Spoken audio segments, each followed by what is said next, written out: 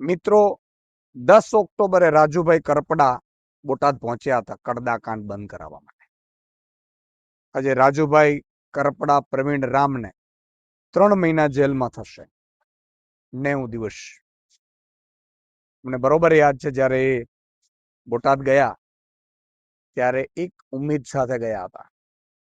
મારા 54 લાખ ખેડૂતોને જે ભાજપ વાળા એપીએમસી ઉપર કબજો કરીને, માર્કેટિંગ યાર્ડો ઉપર કબજો કરીને, ત્યાં પણ એના મળતિયાઓ જોડે ખેડૂતોને ચારે બાજુથી લૂંટ ચલાવે છે, એ લૂંટ બંધ કરાવવા માટે ગયા હતા.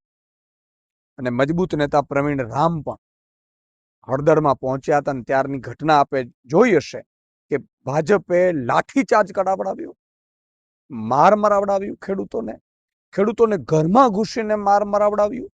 અને પછી આખી સમગ્ર ઘટનામાં ઉલટા ચોર કોટવાલને દાટે એવી જ રીતે રાજુ કરપડા, પ્રવીણ રામ સહિત 85 ખેડૂતોને જેલમાં નાખી દીધા.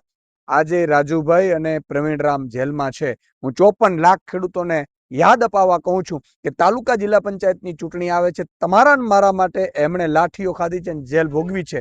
ભૂલી તો નથી ગયા ને? બસ ભૂલતા નહીં. જય જવાન, જય કિસાન.